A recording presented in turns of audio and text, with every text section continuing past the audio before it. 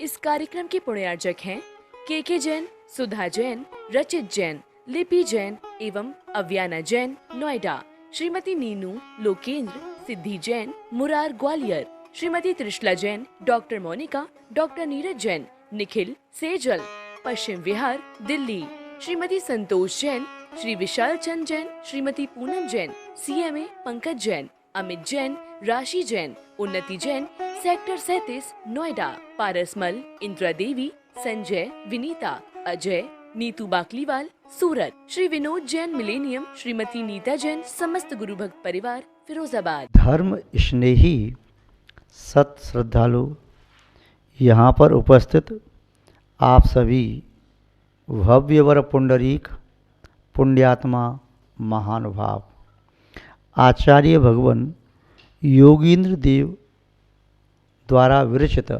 ज्ञानांकुश ग्रंथ की वाचना के अंतर्गत ध्यान के संबंध में सरल सहज बोधगम्य व्याख्याओं को हम देख रहे थे। विगत दिवस 8वें श्लोक को देखा था। आज 9वें श्लोक के संबंध में चर्चा करें। 8वें श्लोक में आचार्य महाराज ने निर्विकल्प ध्यान की बात कही। ज्ञानेन ज्ञानम आलम्ब्य, ज्ञान के द्वारा ज्ञान का आलम्बन लेना चाहिए। न किंचदपि चिंतित, फिर कुछ भी चिंतन नहीं करना चाहिए। सब आलम्बन छोड़कर के निराश्रय हो जाना चाहिए पर पदार्थों की ओर से। आगे आचार्य महोदय बता रहे हैं श्लोक नंबर इस 9वें श्लोक में कि ध्यान किसका करना है, कैसा करना है, क्यों करना है, वो ध्यान का फल क्या है। विगत दिवस देखा था, वहाँ देखा था स्यात् फल कर्म निर्जरा। उस ध्यान का फल है कर्म की निर्जरा होना। जो ध्यान निराश्रय होता है, ज्ञान के द्वारा ज्ञान का आलम्बन लेने पर होता है, वह ध्यान कर्म की निर्जरा करने वाला है। उस ध्यान को कौन कर सकता है, उस संबंध में पात्रों की बात कहते हुए फल का भी संक्षेप में विवरण कर रहे हैं आचार्य महोदय। यहाँ देखते हैं उनके शब्दों को। ग्रस्तो यदि वालिंगी ब्रह्मचारी विशेषतः ध्यानम करोति शुद्धात्मा मुच्यते नात्र संशयः। अत्यंत सरल संस्कृत का आलम्बन लिया है आचार्य महोदय ने। संभव है सरल संस्कृत का आलम्बन लेने से चित्त भी सरल हो। क्लिष्ट शब्द जब प्रयोग किए जाते हैं तब उनके समझने में ही मन उलझ जाता है। कोई व्यक्ति किसी भी भाषा को यदि सहज रूप में बोलता है तो संभव ये है सुनने वाले के परिणाम भी सहज होते हैं। जिस वातावरण में है उस वातावरण का सहज भाव क्या है। यदि कोई ग्रामीण कृषक अशुद्ध हिंदी बोलता है और सुनने वालों को प्रिय लगती है, यदि वह शुद्ध हिंदी बोलने लगे तो फिर उसे औपचारिकता जो होती है उसे निभाना पड़ता है। सुनने वाले भी उत्तर औपचारिक भाषा में ही देते हैं। गाय चराने वाला ग्वाला वह अपनी हिंदी भाषा को भी इतनी डाउन करके, इतनी भाषा को बिगाड़ करके बोलता है कि उसकी भाषा को पशु समझ लें। जैसे वह शब्द स्पष्ट बोलता नहीं, ये हुए हूँ तो ऐसे करके बोलता है, वे पशु समझ जाते हैं वैसी भाषा को।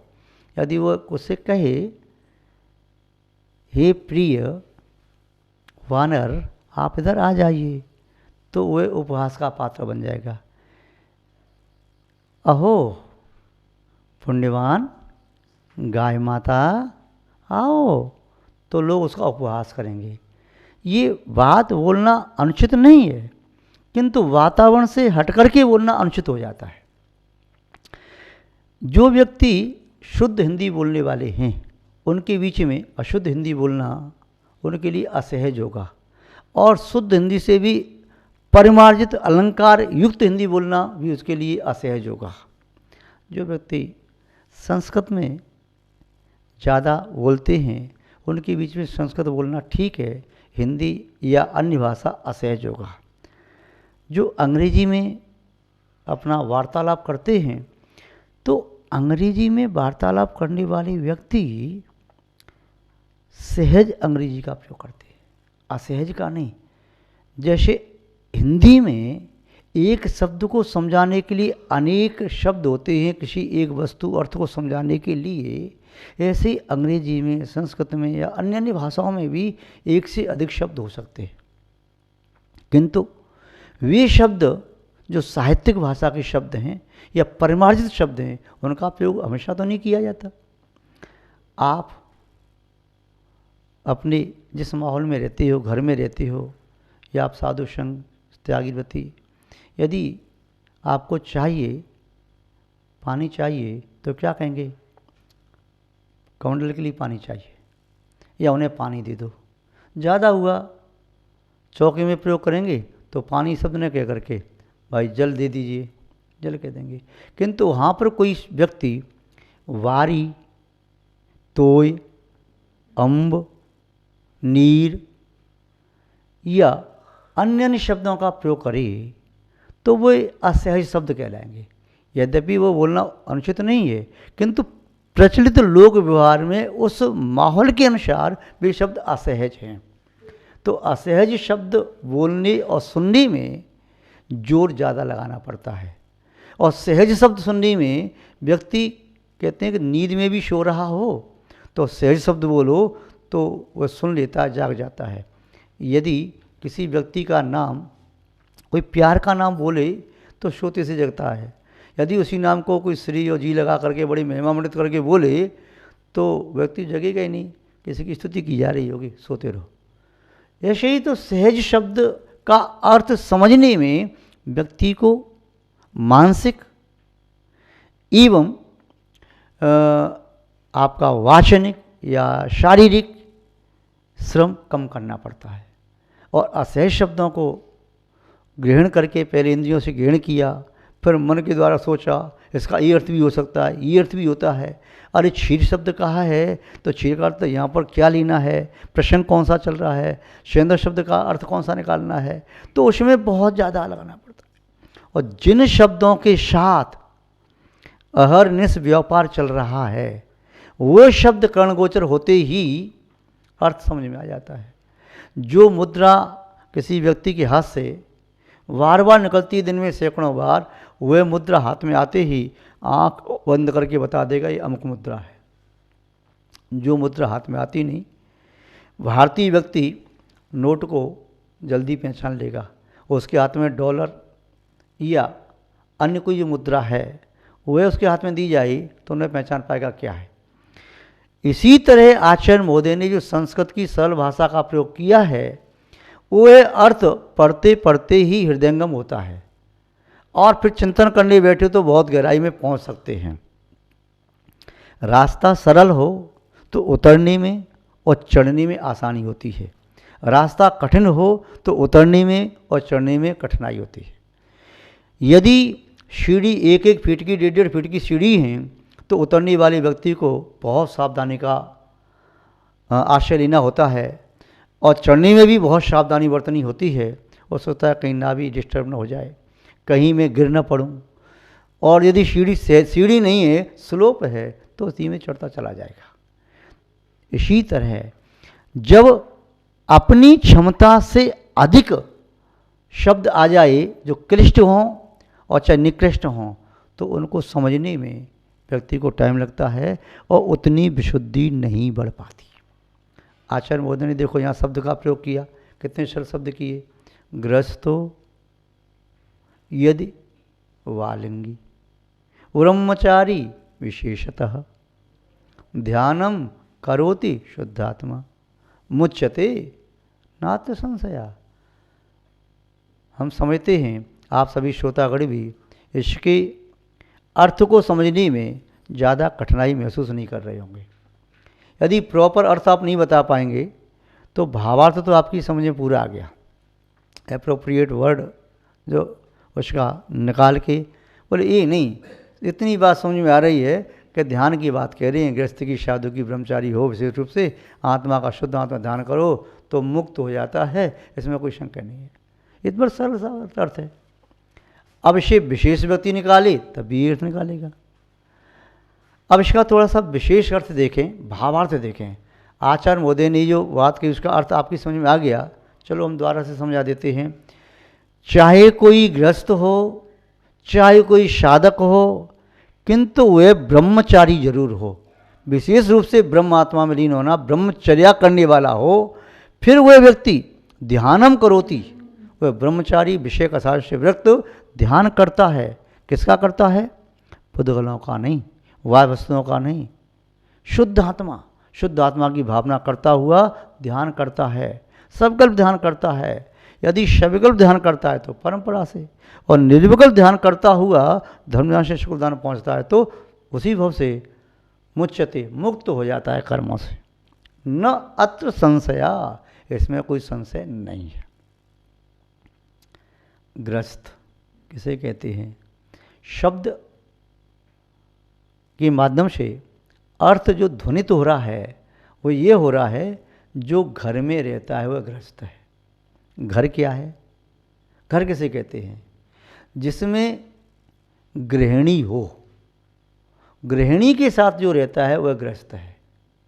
यदि किसी भवन में कोई साधु त्यागीवती ठहरे हुए हैं तो उन्हें गृहस्थ नहीं कहेंगे। गृहस्थ उसे ही कहा जाता है जो अपनी गृहिणी के साथ, अपने परिवार के साथ, बच्चों के साथ, धर्मपत्नी के साथ ठहरता है, भैया एक गृहस्थ रह रहे हैं। और बाजू वाले मकान में कोई ठहरा हो, अकेला व्यक्ति ठहरा है, हाँ एक कोई व्यक्ति, ये बाहर का व्यक्ति यहाँ रहता है, जॉब करता है, अकेला रहता है, अब गृहस्थ नहीं, वो अकेला व्यक्ति है, परदेशी बेचारा। यदि कोई उसी स्थान पर त्यागीवती रहते हैं, कोई भैया ब्रह्मचारी त्यागीवती रहते हैं तो गृहस्थ नहीं कहेंगे। यदि कोई वहाँ पर उसी भवन में कोई साधु संत आकर ठहर जाए, तो कोई साधक हैं, कोई महात्मा हैं, कोई महर्षि हैं, उस स्थान में रहने से ग्रस्त नहीं होता।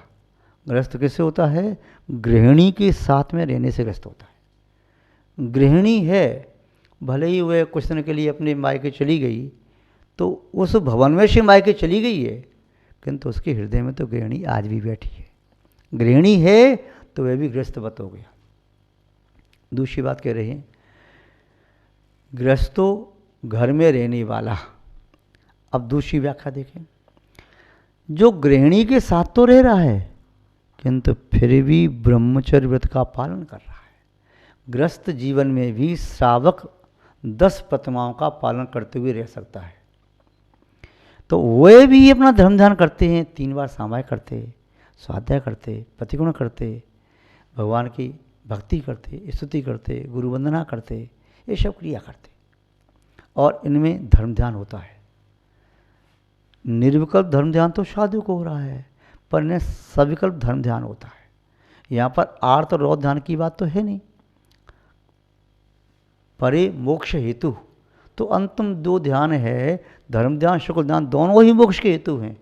ऐसा नहीं कह सकते कि शुक्ल ध्यान मोक्ष का हेतु है, धर्म ध्यान नहीं। धर्म ध्यान मोक्ष का हेतु है, किंतु परंपरागत हेतु है। शुक्ल ध्यान साक्षात हेतु है। कोई व्यक्ति माना कि फ्लाइट से जाना चाहता है अपने देश के किसी प्रांत में, दूसरे प्रांत में, या दूसरे देश जाना चाहता है, तो वह फ्लाइट से जा रहा है, किंतु एयरपोर्ट तक पहुंचने के लिए उसे गाड़ी का प्रयोग किया, तो गाड़ी भी उसे गंतव्य स्थान तक पहुंचाने में कारण है, साक्षात कारण नहीं है, परंपरागत कारण है। उसमें बैठे बिना तो एयरपोर्ट नहीं पहुंचता, एरोप्लेन में बैठे बिना वहाँ गंतव्य तक नहीं पहुंचता, और फिर वहाँ से भी गाड़ी उसने की एयरपोर्ट से जहाँ से जाना था, तो गाड़ी भी साधन है। ऐसे ही धर्म ध्यान शुक्ल ध्यान तक पहुँचाने का कारण है। बिना गाड़ी के एयरपोर्ट तक नहीं पहुँच सकते, तो बिना धर्म ध्यान के संसार का कोई भी व्यक्ति शुक्ल ध्यान को प्राप्त नहीं कर सकता। कहीं भी नहीं कर सकता, न भरत क्षेत्र में, न ऐरावत क्षेत्र में, न विदेश क्षेत्र में, किसी भी काल में नहीं कर सकता। चाहे काल चौथा हो, चाहे पाँचवा हो, चाहे काल तीसरा हो, कोई भी हो। तीसरे काल में आप कहेंगे महाराज जी कैसे हो जाएगा शुक्र ध्यान? तीसरे काल में तो देखो हुंडाश्रमणी काल में इस काल की अपेक्षा से तो तीसरे काल में ही शुक्र ध्यान हुआ था। ऋषभदेव आदि तीर्थंकरों को, भरतेश आदि चक्रवर्ती को, बाहुली आदि कामदेव को, ऋषभसेन आदि गिरधर को एवं अनंतवीर आदि महामुनि को सुखधानी प्राप्ति हुई। तृतीय काल में हुआ था। पंचम काल में भी शुक्र ध्यान हुआ। इंद्रभूति, गौतम गढ़धर आदि हुए, सुधर्माचार्य, जम्बूस्वामी, अंतिमरथ केवली, अन्य केवली हुए, उन्हें शुक्र ध्यान हुआ। और श्रेणी से गिरने वाले मुनि महाराज भी होंगे। पंचम काल में 7 केवलियों का कथन तो आता है कि भगवान महाविष्णु के बाद मोक्ष गए, किंतु वे तो छपक श्रेणी वाले थे। उपसम श्रेणी वाले भी तो कुछ हुए होंगे। उपसम श्रेणी पर चढ़ करके उन्होंने शुक्र ध्यान को प्राप्त किया होगा। तो यहाँ कह रहे हैं धर्म ध्यान मोक्ष का परंपरागत हेतु है। आज्ञा विचय, अपाय विचय, विपाक विचय और संस्थान विचय। वैसे धर्मदान के 10 भेद और भी हैं, वो समय आने पर आपको समझना चाहिए। समय रहेगा तो हम भी बताने का प्रयास करेंगे। तो आज्ञा विचय, जिनेंद्र भगवान की आज्ञा जैसी भी आज्ञा है उसे श्रोधार करना, न केवल श्रोधार है, आत्मधार करना, चित्त में धारण करना, ऐसे भगवान ने कहा है। भगवान ने भगवान का स्वरूप ये बताया है। अब वीतरागता, सर्वता, हितोपदेशता आज्ञा मान लो। अब आप नहीं जानते क्या कहलाती वीतरागता। जिनवाणी का स्वरूप ये बताया है, आप द्वारा कथित, गणधर द्वारा संगीत, मुनि द्वारा लिखित, आप श्रद्धान कर लो। साधुओं का स्वरूप ये बताया है, विषय कसा आरंभ परिग्रह से रहित, ज्ञान ध्यान तप रहित, 28 गुण का यथाशक्ति पालन करते हैं, शक्ति अनुसार उत्तर गुणों का पालन करते हैं, अपने संयम को अतिक्रम, प्रतिक्रम, अतिचार, अनाचार आदि दोषों से बचाने का प्रयास करते हैं। लगते हैं अतिक्रम का, प्रतिक्रम, अतिचार, दोष लगते हैं, बचाने का प्रयास करते हैं, मोक्ष मार्ग पर बढ़ रहे हैं। जो लक्षण बताया, धर्म का स्वरूप भगवान ने ये बताया है। जो जहाँ जिस पद पर आसीन है उस पद के अनुसार मेरा कर्तव्य बताया है। तो चाहे गृहस्थ हो और चाहे साधक हो, ब्रह्मचर्य व्रत का वह निर्दोष पालन कर रहा है, फिर वह शुद्ध आत्मा का ध्यान करता है। ध्यानम करोति शुद्ध आत्मा, शुद्ध आत्मा का ध्यान करने वाला व्यक्ति निस्संदेह मुच्यते, कर्मों के बंधन से मुक्त हो जाता है। न अत्र किंचिदपि संशय, इसमें किंचित भी संशय नहीं है, भगवान की वाणी है। महानुभाव, आज इस श्लोक के अर्थ को संक्षेप में जानने का प्रयास किया। विस्तार से पुनः कभी जानना चाहिए। आज बस इतना ही पर्याप्त समझते हैं। ओम शांति। जय बोले श्री शांतिनाथ भगवान की, परम पूज्य आचार्य गुरुदेव श्री विद्यानंद जी महाराज की, अहिंसामय विश्व धर्म की। इस कार्यक्रम के पुण्यार्चक थे के जैन, सुधा जैन, रचित जैन, लिपि जैन एवं अव्याना जैन, नोएडा। श्रीमती नीनू लोकेंद्र, सिद्धि Jain, Murar Gwalior. Shrimati Trishala Jain, doctor Monika, doctor Neeraj Jain, Nikhil Sejal, Paschim Vihar, Delhi. Shrimati Santosh Jain, Shri Vishal Chand Jain, Shrimati Poonam Jain, CMA Pankaj Jain, Amit Jain, राशि जैन, उन्नति जैन, सेक्टर 37, नोएडा। पारसमल, इंदिरा देवी, संजय, विनीता, अजय, नीतू बाकलीवाल, सूरत। श्री विनोद जैन, मिलेनियम। श्रीमती नीता जैन, समस्त गुरु भक्त परिवार, फिरोजाबाद।